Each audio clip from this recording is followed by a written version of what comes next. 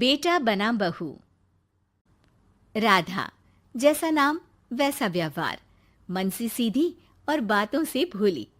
सौतेली माँ ने बहुत बुरा व्यवहार किया, लेकिन पति। माँ, क्यों तुम राधा को हमेशा बोलती रहती हो? मैं साफ साफ कह देता हूँ, अगर इस घर में किसी ने राधा को कुछ भी कहा तो मैं घर छोड़ दूंगा। अरे वाह बेटा वाह, यही दिन दिखाने के लिए तुझे इतना बड़ा किया। सोचा बहू आएगी तो आराम करूंगी, लेकिन बेटा है कि जोरू का गुलाम। अब क्या कहें। माँ, जो सोचना है सोचो, मुझे फर्क नहीं पड़ता। मैंने कोई लव मैरिज नहीं की है।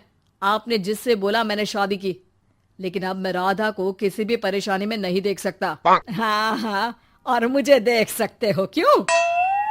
अरे माँ, देखना तो मैं तुझे भी नहीं चाहता, लेकिन खुद सोच, राधा के आने से पहले तुम पूरा खाना बनाती थी, लेकिन अब जब से राधा आई है एक गिलास पानी भी खुद से नहीं लेती। अरे भाई, राधा भी तो मेरी ही उम्र की है।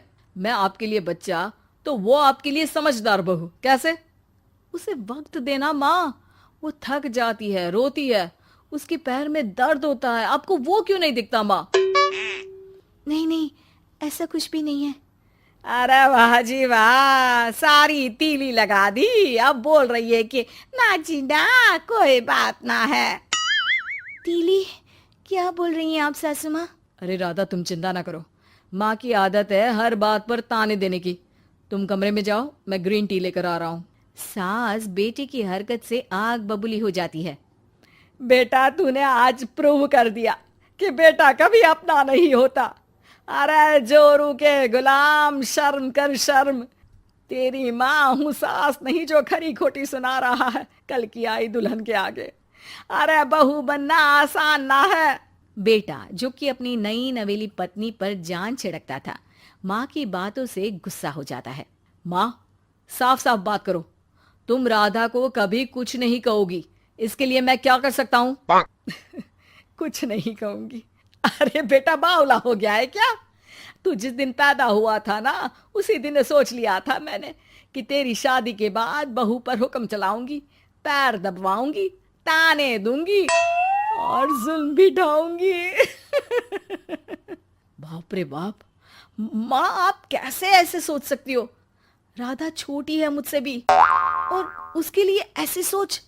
अरे बेटा, एक बेटी का बाप और माँ उससे बचपन से ही सहनशीलता सिखाते हैं, जिससे कि वो कुछ भी सुनने के लिए तैयार रहे। वो जैसे ईंट होती है ना, शुरू में जितना पकाओगे आगे जाकर उतनी ही मजबूत बनेगी और बुलंद इमारत बनाएगी, समझे? देखो माँ, मैं कोई मजदूर तो हूं नहीं, इंजीनियर हूं, वो भी बड़ी कंपनी में। चलो, लॉकडाउन के कारण मैं घर से काम कर रहा हूं, तो आज से मुझे ही अपनी बहू समझो, लेकिन राधा को कुछ भी कहने की जरूरत नहीं है।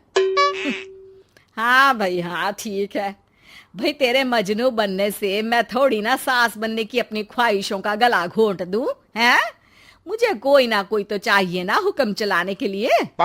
अब तुम दोनों मिलकर डिसाइड कर लो बस। फिर क्या था, राधा का पति बन जाता है घर की सुबह सुबह। अरे कहाँ मर गया? अरे ना, मेरा बेटा, क्यों मैं सुबह सुबह ऐसे शब्द निकाल रही हूँ, गुनाह हो जाएगा। अरे कहाँ रह गया ससुर का नाती? जरा चाय तो पिला। ये भी कोई बात होती है? सूरज सर चढ़ गया, लेकिन महाराज जी सो रहे हैं। बेटा पलंग से उठता है। मैं जल्दी से जाकर चाय दे आती हूँ माँ जी को। अरे नहीं नहीं, तुम जाओगी तो 4 बात और सुनाएंगी। मैं जा रहा हूँ। बेटा माँ को चाय लाकर देता है कि माँ। अरे देख तो तेरा चेहरा, ना मुंह धोया ना हाथ। जा जाकर हुलिया ठीक कर ले और उस करमजली को बोल कि नाश्ता बनाए। करमजली? अरे माँ, कुछ तो शर्म कर। देता हूं ना मैं तुझे नाश्ता, लेकिन तू राधा के लिए ऐसे गंदे शब्दों का इस्तेमाल नहीं करेगी। बहू की तारीफ बेटे के मुंह से सुनकर सास फिर गुस्सा हो जाती है। अरे जा जा जाकर नाश्ता लेकर आ। और हाँ, 15 मिनट में मैं नहा कर निकल रही हूँ। नाश्ता ना आया तो खाल उधेड़ दूंगी। फिर मन ही मन सोचती है, नहीं नहीं, ये तो मेरा ही बेटा है, खाल उखड़े उसके दुश्मन की। अब मतलब तेरी राधा की खाल, समझा ना? अरे यार, ये सब क्या है? नेचर की कॉल भी आ रही है और 15 मिनट में नाश्ता। भगवान, कैसी मुश्किल जिंदगी बनाई है आपने औरतों की। बेचारी कैसे जिएंगी। बेचारा बेटा किचन में जाता है जहाँ राधा आलू पूठी बनाकर उसका इंतजार कर रही होती है। आप मेरे लिए इतना कर रहे हैं तो क्या मैं आपके लिए इतना भी नहीं कर सकती?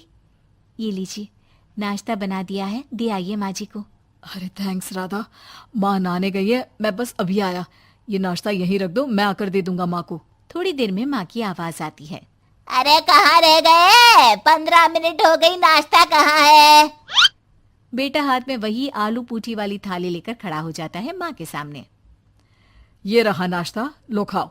माँ थोड़ा सा खाना खाती है और फिर छी छी, ठंडा खाना, यही सिखाया है तेरी माँ ने? फिर थोड़ा सोचकर रुक जाती है।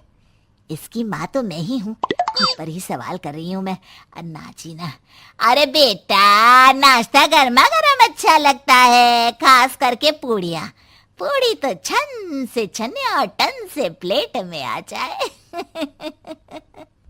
देखा माँ, जो बातें आप राधा को सुनाती हो वो अपने बेटे को सुनाने में कितना दुख होता है। तो जैसे आप मुझे सोचती हो वैसा ही राधा को भी समझा करो ना। अरे जितने लाड प्यार से आपने मुझे बड़ा किया, क्या उसकी माँ ने नहीं किया? हाँ हाँ पता है, उपदेश मत दे। लड़की का काम ही क्या होता है? खाना बनाना। और खाना बनाने में कौन सा बड़ा काम है? फिर सारा दिन घर में पलंग ही तो तोड़ना है। अब तू बता, तू अपने से तुलना कैसे कर सकता है उसकी? कर सकता हूँ माँ। मैं अगर बहू की बेटे से तुलना करने में आ गया ना, तो तुझे समझ में आएगा कि बहू की जिम्मेदारी भी कम नहीं होती। मेरा दोस्त है ना राम, जानती हो ना? हाँ हाँ, क्यों नहीं जानूंगी। उसकी बीवी और माँ में नहीं बनती। बीवी ये मोटे मोटे ताने सास को देती है और सास उसे। हाँ हाँ तो फिर क्या, घर ठीक से चल नहीं पा रहा था। सास कहती बहू काम सारा करे, बहू का कहना था कि सास मदद करे। ऐसे में बेचारा न लंच लाता और ना ठीक से खा कर आता। नतीजा, बीमार रहने लगा। ऑफिस की नौकरी गई, खर्चा खाना सब बंद। कर लो अब सास बहू की लड़ाई। बेटा बीमार घर पर बैठा, पैसे की आमदनी नहीं। बहू भी कभी मायके कभी ससुराल। अब तो सुना है सास बहू की ही कमाई खा रही है, वो भी तानों के साथ। घर का भी सारा काम वही करती है। अरे बस कर बेटा, मुझे समझ में आ गया। तू तो बेटा ही रहे, बहू को अब बहू नहीं, मैं बेटी बना कर रखूंगी।